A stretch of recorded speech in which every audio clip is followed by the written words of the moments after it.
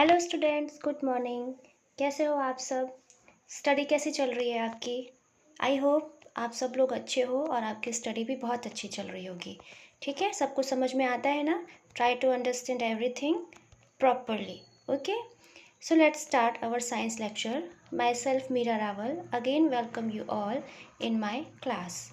So in previous lecture, we'll study about nutrition in animal, and that time I have explained about alimentary canal. What is alimentary canal? What are the different compartments of alimentary canal?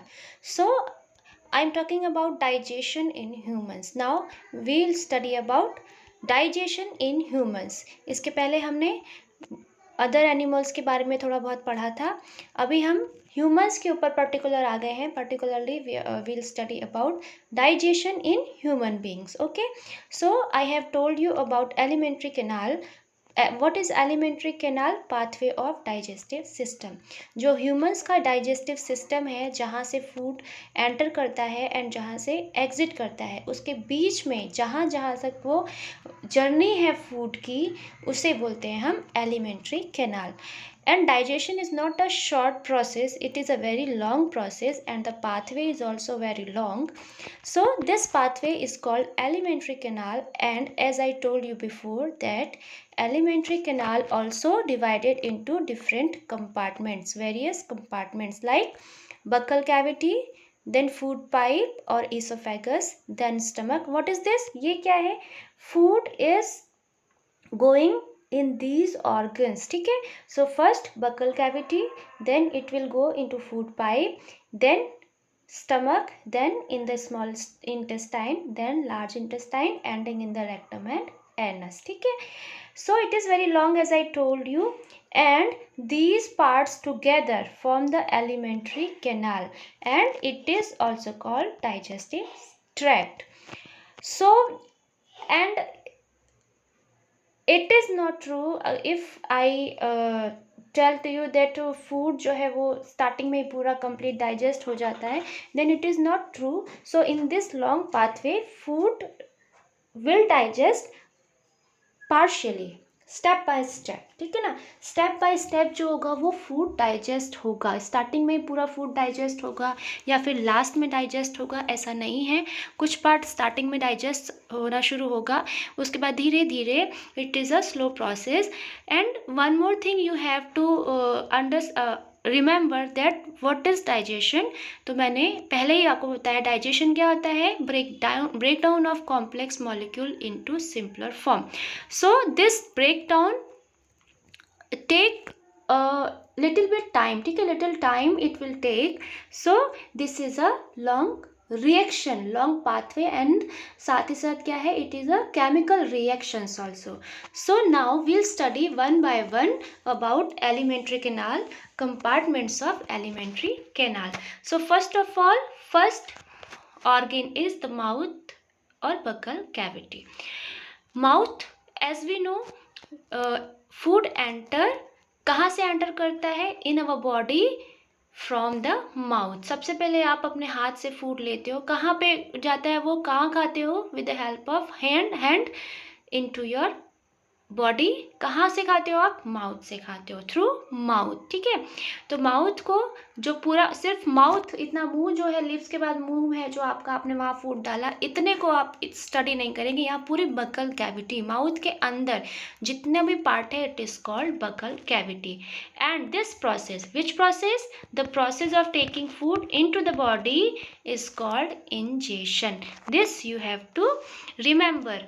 First process in digestion is called ingestion. जो हम खाना खाते हैं, जो food हमारी body में जाता है with the help of mouth, this process is called ingestion. Okay, और प्रोसेस अभी आएंगी, will study one by one. So first process in our digestive system is ingestion. The taking of food material into the body with the help of mouth is called ingestion. Now touch your mouth, open your mouth and see what are inside the mouth, which organs and what different structures are there in your mouth.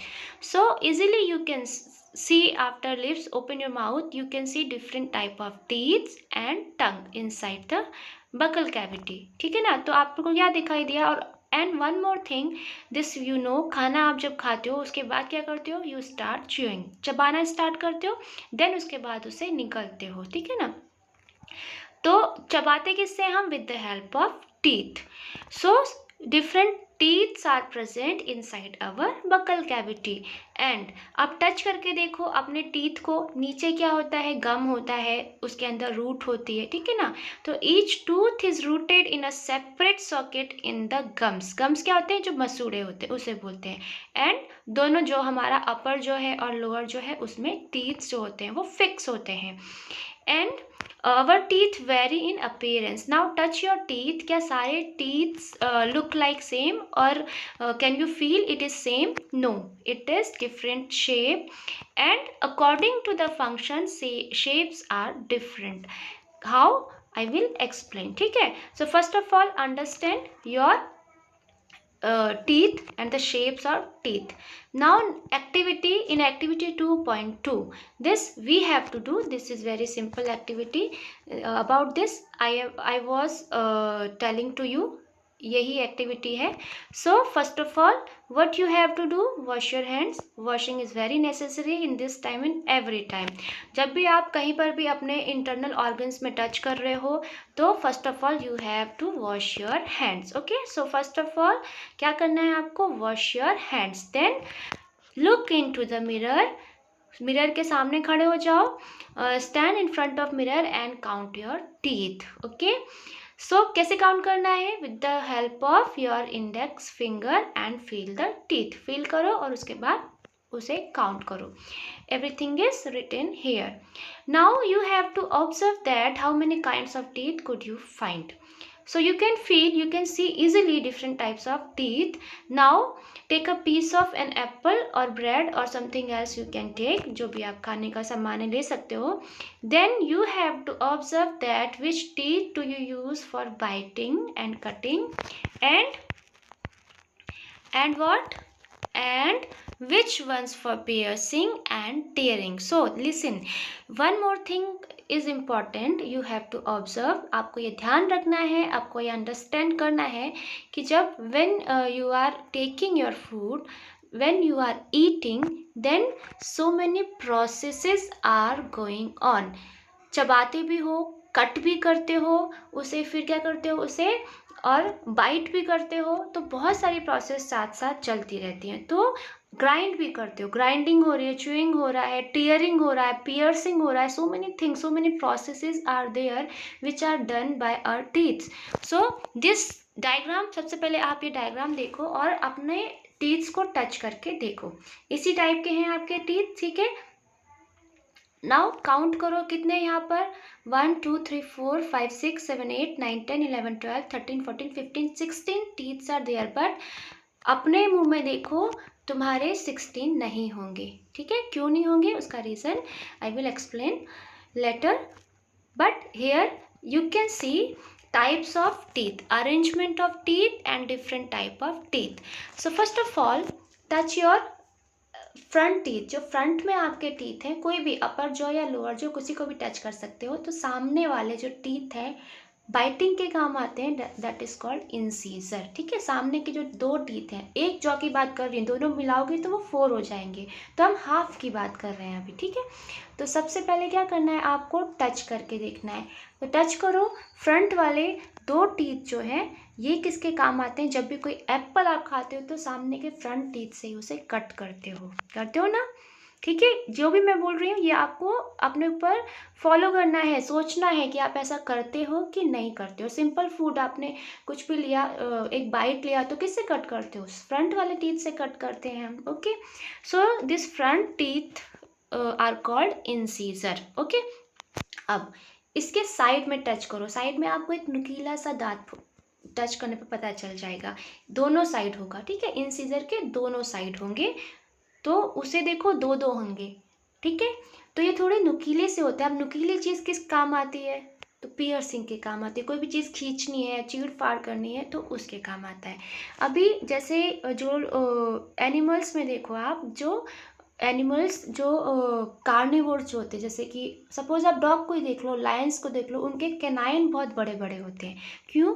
क्योंकि वो hunting करते हैं, कच्चा मांस जो होता है जानवरों का खाते हैं, तो उन्हें उसको बिल्कुल चीड़ फाड़ करके उसमें से चीर के निकालना पड़ता है। सो द कैनाइन का फंक्शन ही ये होता है कि वो पियर्सिंग करने के काम आता है। सो दीज 4 टीथ, 2 इस साइड 2 दूसरी साइड, तो ये 4 कौन से हो गए? कैनाइन हो गए। ठीक है, touch your teeth and observe. तो कितने हो गए टोटल? 2 incisor, 4 canine. ठीक है, तो कितने हो गए? 6। अभी 6 हमने ऑब्जर्व कर लिए।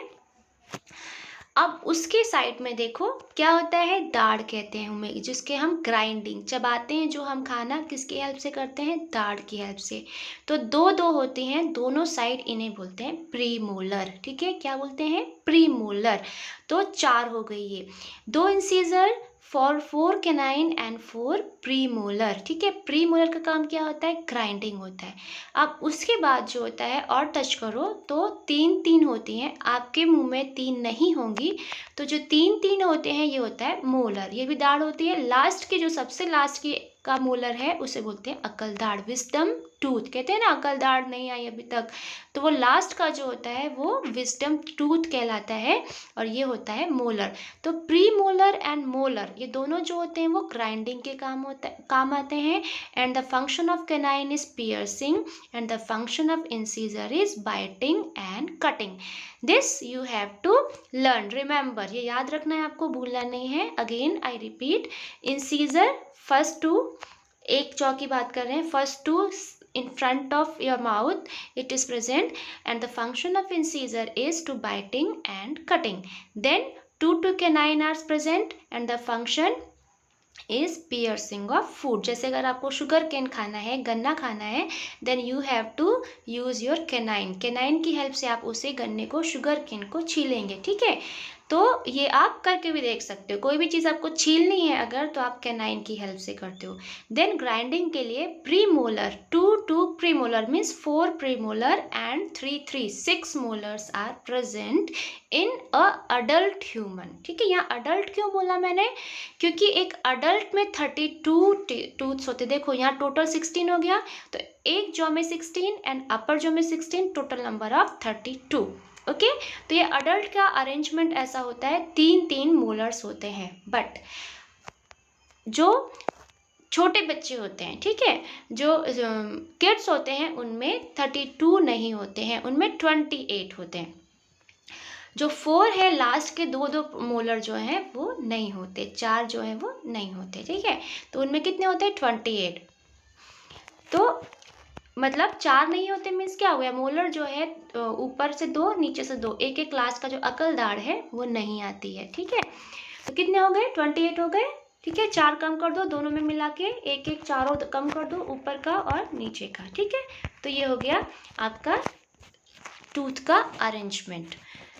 Here one table is given, table number 2.2. Here you have to write about type of teeth is written already, cutting and biting teeth.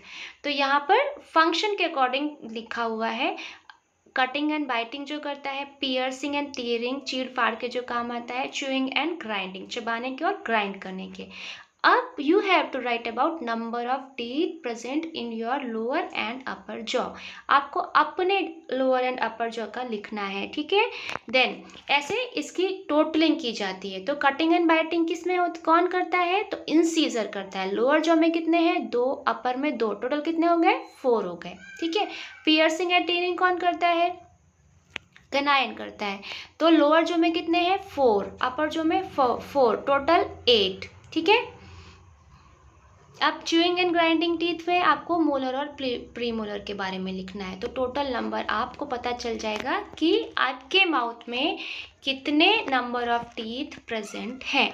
This you have to fill. ठीक है, आपके में होंगे 28, और अगर आप अडल्ट की काउंट करोगे तो 32 होंगे। ठीक है, अदर देन दिस, अब मैंने क्या बताया आपको? टीथ के बारे में बताया। इसके अलावा Our mouth has the salivary glands which secrete saliva. जब हम फूड लेते हैं then it mix very well with the help of saliva. एक लिक्विड होता है हमारे मुंह में जो सलाइवरी ग्लैंड से सिक्रेट होता है, उसकी मदद से क्या होता है, सलाइवा मिक्स हो जाता है और जो फूड है हमारा वो लिक्विड फॉर्म में आ जाता है with the help of teeth. Teeth चबाते हैं.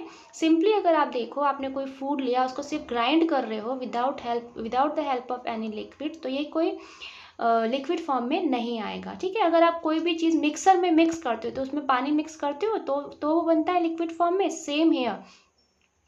तो हमें यहाँ पर सलाइवा की ज़रूरत पड़ती है. सलाइवा उसे मिक्स कर देता है. ठीक है ना. तो again one activity is there, activity 2.3. It is very important and interesting. So here we have to take 2 test tube, label them A and B.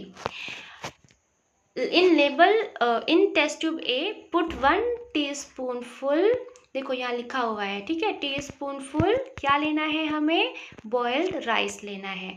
और बी में हमको क्या करना है, 1 टीस्पूनफुल बॉइल्ड राइस को पहले चबाना है 3 to 5 मिनट्स के लिए. ठीक है. फिर उसमें 3 to 4 मिलीलीटर ऑफ वाटर, उसके बाद दोनों टेस्ट ट्यूब में फिल कर देना है, मिक्स कर देना है. क्या बोला मैंने, 2 टेस्ट ट्यूब लेने हैं, ए और बी लिख लेना है. एक में बॉइल्ड राइस डालना है, दूसरे में जो आपने चबा के जो च्यूइंग करके आपने राइस उसको मिक्स किया है, 3 से 5 मिनट तक उसको चबाना है. देन उसको टेस्ट ट्यूब में रख लेना है. ठीक है. फिर add 3 to 4 ml of water in both the test tube. Now अब क्या करना है, pour 2-3 drops of iodine solution. And what is the use of iodine solution? Why we are using iodine solution, and in which test we have used iodine solution in 6th standard? तो याद करो. तो हमने iodine solution जो होता है वो starch के टेस्ट के लिए होता है. ये आपको 6th में कराया होगा और मैंने कराया है. So we will use iodine solution for the test of starch. Now what is starch? Starch is one type of carbohydrate present in the plant food. ठीक है ना. राइस क्या है, प्लांट फूड है. स्टार्च जो होता है स्टोर्ड फूड होता है, जो अब क्या करेंगे, इसे उसको कलर चेंज करता है. आयोडीन सॉल्यूशन हमें पता है, स्टार्च अगर प्रेजेंट है तो आयोडीन सॉल्यूशन जो होता है वो कलर चेंज करता है. तो इससे पता चल जाता है कि स्टार्च प्रेजेंट है इन गिवन सैंपल.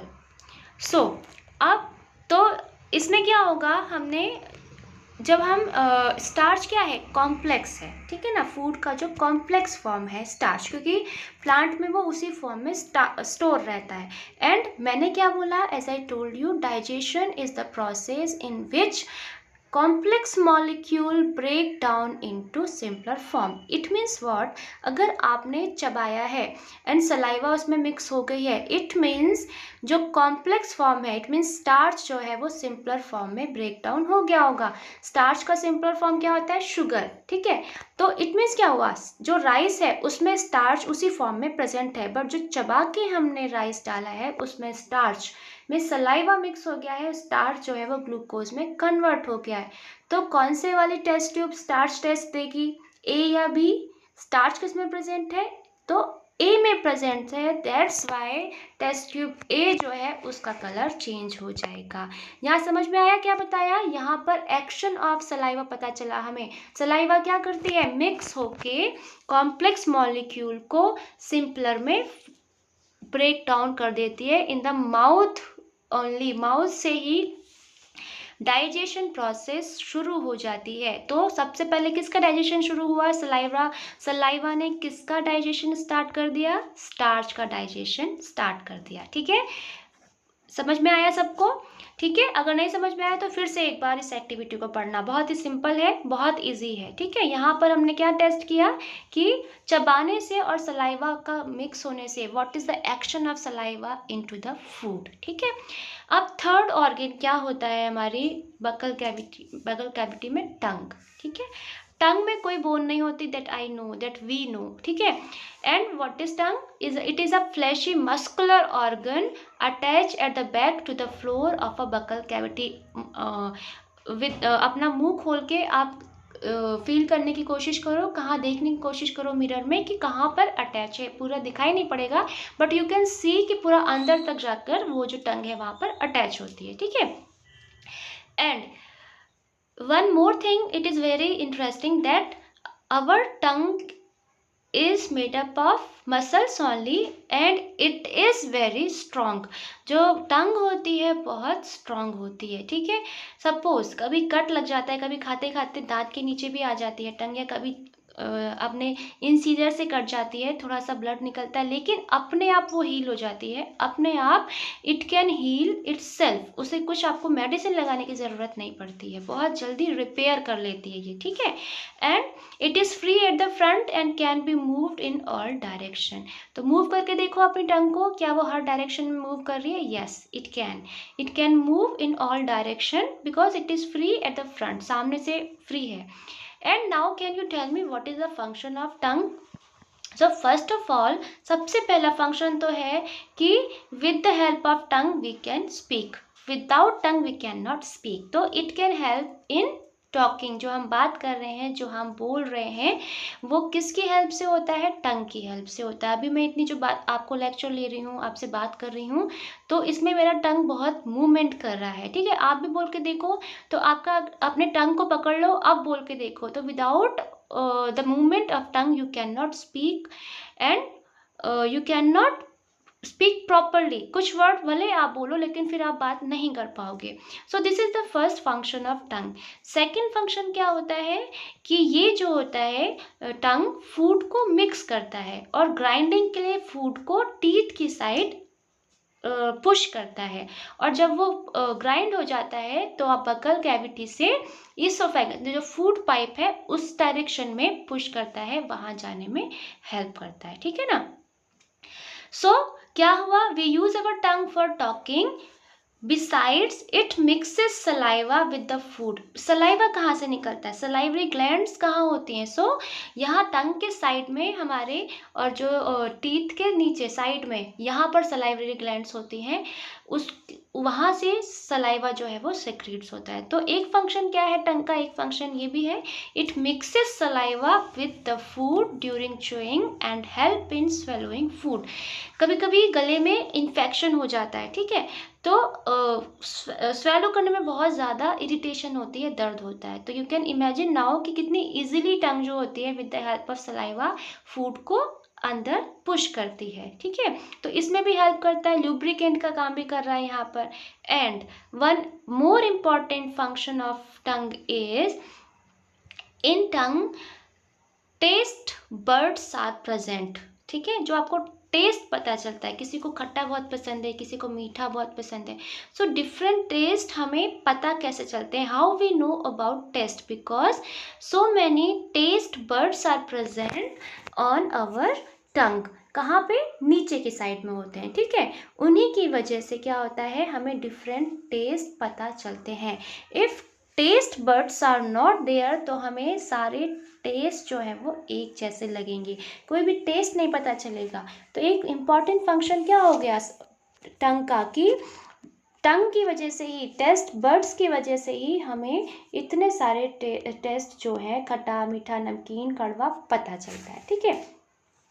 ये पता चल गया। अब एक और इम्पॉर्टेंट चीज़ है बहुत ज़्यादा, हमने देखा है, जो दांत खराब हो जाते हैं, sweets and tooth decay. Tooth decay बोलते हैं। And what is the relation between sweets and tooth decay? So normally bacteria are present in our mouth but they are not harmful to us. As we know, bacteria are harmful and beneficial also. Harmful bacteria can cause diseases and beneficial bacteria help us in many ways, ठीक है। So many bacteria are there in air also, in water, in everywhere. So likewise in our mouth also so many bacteria are present but they are not harmful. But however if we do not clean our teeth and mouth after eating, देखो कोई भी चीज़ grow कब होगी? जब उन्हें food मिलेगा, उनको रहने के लिए आराम से जगह मिल रही है और फूड मिलेगा, तभी क्या होगा? वो ग्रो करेंगे। तो अगर आप वॉश नहीं करते हो, ब्रश नहीं करते हो सोने से पहले, और खाने के पार्टिकल आपके टीथ में लगे हुए हैं, then harmful bacteria can grow, ठीक है। So if we do not clean our teeth and mouth after eating, many harmful bacteria also begin to live and grow in it. These bacteria break down the sugar present from the leftover food, because we know जो food है वो क्या है, carbohydrate है, sugar है, तो उन पर वो फीड करेंगे, तो उस पर उसे ब्रेक डाउन करेंगे और उसका क्या होगा रिजल्ट, इट रिलीजेस एसिड। ठीक है, हमने पढ़ा था ये चैप्टर 5 में एसिड क्या होता है। सो लेफ्ट ओवर फूड अगर आपके माउथ में है, टीथ में है, तो वो बैक्टीरिया क्या करेंगे, उस पर रहना स्टार्ट करेंगे, ग्रो करेंगे और एसिड रिलीज करेंगे।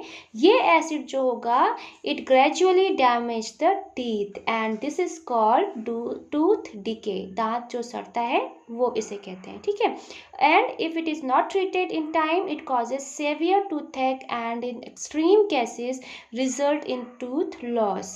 टूथ लॉस हो जाता है अगर ध्यान नहीं दिया। You can say in this figure in ए सबसे पहले स्टार्ट हुआ है, ज़रा सा वहाँ पर कैविटी स्टार्ट हुई है, सेकंड में स्टार्ट हुई है, तो पूरा अंदर जो है सी में कैविटी बन गई है और डी में उसने पूरा अंदर तक जो नर्व है उसको पूरा अफेक्ट कर दिया है। And in this condition we have to remove our teeth.